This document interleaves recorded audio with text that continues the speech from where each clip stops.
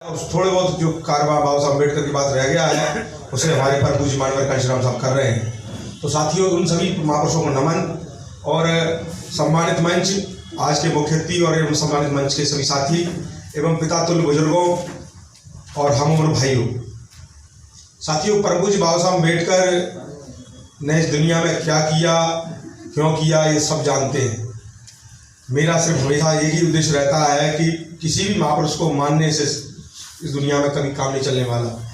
अगर लेनिन को मानने वाले इस देश में, दुनिया में सब लेनिन की पूर्ति की पूजा करते रहते तो इस देश विश्व में मार्क्सिज्म, कम्युनिज्म विश्व में स्तर पर नहीं होता। आज बुद्धिज्म अगर मानने वाले सिर्फ बुद्ध को मानते रहते और बुद्ध की अगरबत्ती लगाते रहते और पूजा करते रहते तो शायद आज बुद्धिज्म पूरे विश्व में सभी 51 देशों में ना होता। साथियों, अम्बेडकरवाद हर घर की चौखट तक गया है, पर अम्बेडकरवाद सफल नहीं हुआ। उसका कारण सिर्फ इतना ही है कि अम्बेडकरवादी और अम्बेडकरवाद दोनों एक दूसरे के पूरक हैं। पर समस्या इस बात की है कि हम चाहते क्या हैं और इस देश में होना क्या है। साथियों, इस देश में परम पूज्य बाबा साहब अम्बेडकर के संविधान को सही रूप से लागू नहीं किया गया। सन 2002 के बीच में संविधान समीक्षा आयोग बनाया गया।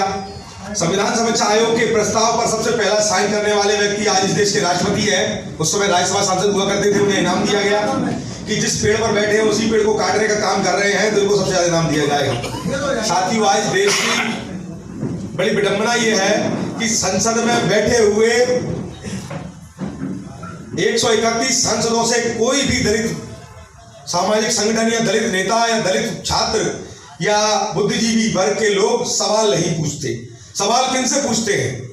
जो संघर्ष कर रहे हैं, जो समाज के बीच में जाते हैं, उनसे बकचोदी करने का काम करते हैं, उनके मुंहबात करने का काम करते हैं, उनसे बहस करने का काम करते हैं, उन्हें अपने विचारों को थोपने के काम करते हैं और उन्हें हतोत्साहित करने का काम करते हैं। साथियों, उसी प्रकार एक विडंबना नई आई है कि पिछले 2015, 16, 17 से मैं देख रहा हूं कि कुछ लोगों ने कहा फलाने को भगाओ, मध्य प्रदेश बचाओ। हम नहीं कह रहे मध्य प्रदेश तो बच जाएगा, फलाना भग जाएगा, मध्य प्रदेश बच जाएगा।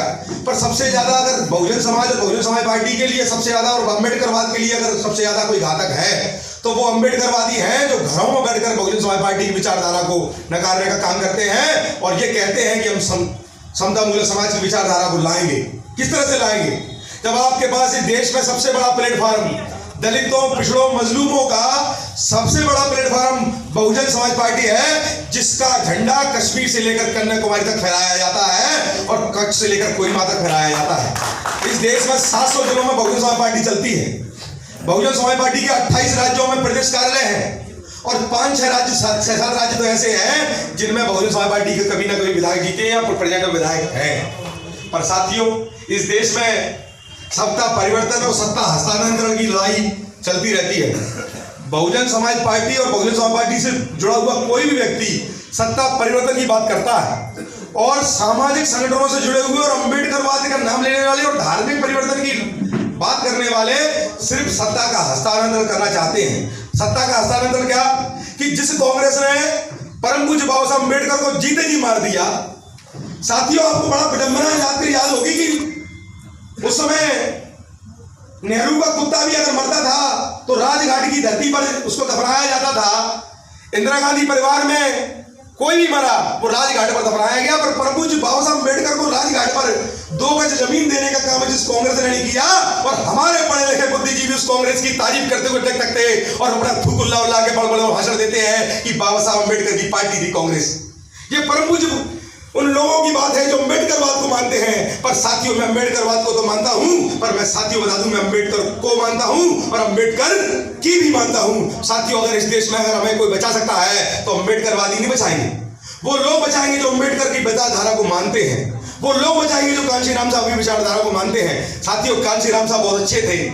कांशीराम साहब ने ये किया, कांशीराम साहब ने वो किया, तुम नहीं कर पा रहे। हमने उनसे पूछा जब कांशीराम थे तब तुम कहां थे? कि हम थे घर में थे। क्या कर रहे थे? कि हम मकान बना रहे थे, अपने मोड़ीमा पाल रहे थे।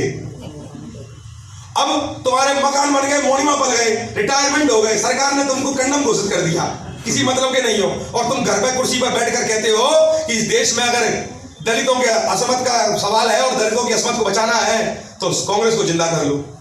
साथियों, अगर कांग्रेस को जिंदा करना होता तो परम पूज्य बाबा साहब अम्बेडकर ने 252 पेज की किताब लिखी। उस किताब को उन्होंने इंग्लिश में लिखा। उसमें लिखा, what have done to the untouchable Congress and Gandhi.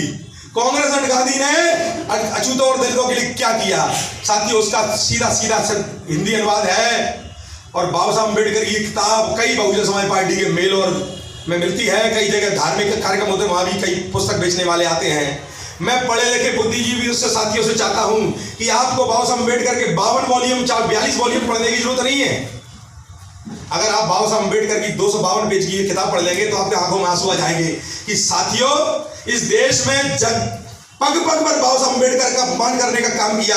और साथियों, जब बाबा साहब अम्बेडकर बीमार रहने लगे और उन्होंने बीमारी की हालत में एक नर्स को अपने घर में जगह देने की सोची, तो साथियों उन्होंने डर लगा कि कहीं कांग्रेसी और ये कांग्रेसी पिल्ले मुझे बदनाम करेंगे। तो साथियों, परम पूज्य बाबा साहब अम्बेडकर ने सविता कबीर से शादी की। साथियों, सविता कबीर से शादी की। जगजीवन और जगजीराव की फौज ने उस समय परम पूज्य बाबा साहब अम्बेडकर को जीते जी बदनाम करने का काम किया। जिस कांग्रेस ने बाबा साहब अम्बेडकर के बड़े बड़े आर्टिकल छपा कर बाबा साहब अम्बेडकर को बदनाम, इस देश में बदनाम करने का काम किया कि बाबा साहब अम्बेडकर ने 58 साल की शादी में जाकर उम्र में जाकर के 28 साल की लड़की से शादी करी है। बाबा साहब अम्बेडकर तो अपने पद चिन्हों से अपने कारवा से भटक गए। साथियों, ऐसे ही काम सब मान्यवर कांशीराम साहब ने जब 3 जून 1995 में समाजवादी की गुंडागर्दी से आता आकर भारतीय जनता पार्टी के साथ दल में संगठबंधन करके बहन कुमारी मायावती जी को इस देश में सबसे बड़े प्रांत में अगर मुख्यमंत्री बनाने का काम किया, तो साथियों कुछ लोगों ने यह भी कहा कि कांशीराम भी अपने पद से भटक गए। पर कांशीराम साहब क्या करते थे कि मनुवाद के इस कारवां में अगर तुम्हें अम्बेडकरवाद का कारवां जिंदा रखना है, मनुवाद की इस लहर में अगर तुम्हें अम्बेडकरवाद का कारवां जिंदा रखना है तो सहारा लेना पड़ेगा। पर सहारा लेंगे जरूर, पर इशारा इनका कभी नहीं मानेंगे। साथियों, भारतीय जनता पार्टी की सरकार इस देश में बहुजन समाज पार्टी की एकमात्र हितैषी नेता और हम सबकी प्रेरणा बहन कुमारी मायावती जी ने 1 वोट से गिराई थी। ये बात हमें जन जन तक पहुंचाना होगा। जो लोग भारतीय जनता पार्टी के बारे में, हमारी पार्टी के बारे में कई गलत अफवाह उड़ाते हैं और कांग्रेस के लोग जिन अफवाह को हवा देते हैं, और वो लोग सबसे ज्यादा हवा देते हैं जो लोग इस देश में अम्बेडकरवाद के धनी धोरी बने बैठे हैं, मालिक बने बैठे हैं कि हम सिपा सला रहे हैं अम्बेडकरवाद के।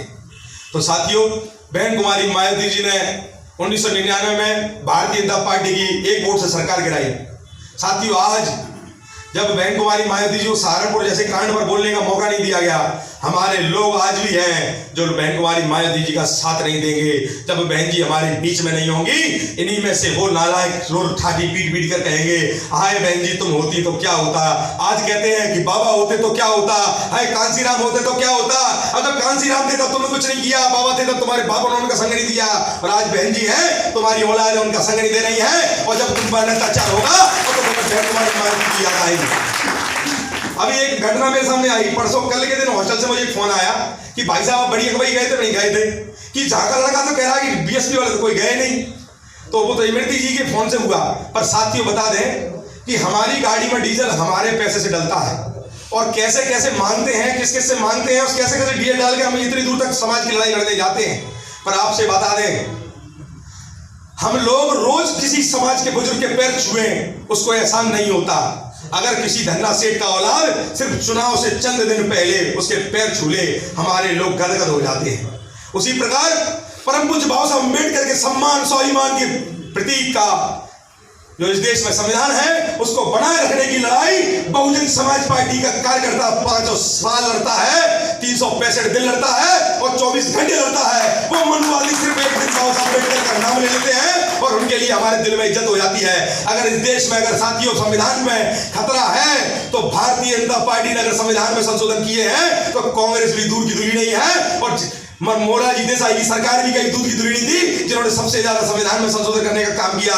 संविधान की दुहाई देने वाले आज कांग्रेस और छोटे छोटे दल, ये सिर्फ बाबा साहब अम्बेडकर की विचारधारा को लेकर चलने वाली बहुजन समाज पार्टी के कारवां में रोड़ा अटकाने का काम करते हैं। और परम पूज्य बाबा साहब अम्बेडकर को मरते जी साथियों, जिन लोगों ने जीते जी कभी भारत नहीं दिया, मरने के बाद बाबा साहब अम्बेडकर सन 1956 में इस देश में देहांत हो गया और बाबा साहब अम्बेडकर को सन 1990 में भारत में मिला, तो उसका कारण था कि बहुजन समाज पार्टी 3 सीटों के साथ में सदन में बैठी थी और उस समय बीपीसी की सरकार से यह कहा गया था, अगर तुमने बाबा साहब अम्बेडकर को भारत नहीं दिया गया तो तुम्हारी सरकार की तेरहवीं करने में बहुजन समाज पार्टी को देर नहीं लगेगी। इस बात का प्रमाण बहुजन समाज पार्टी के कांशीराम साहब थे। साथियों मैंने कुछ ज्यादा बोल गया, भावनाओं में बह गया, तो साथियों मैं एक बार पुनः परम पूज्य बाबा साहब अम्बेडकर के सम्मान में अपना सिर झुकाते हुए और सम्मानित मंच कहते हुए इजाजत चाहूंगा। जय भीम, जय भारत, नमो बुद्धाय, खुदा हाफिज़।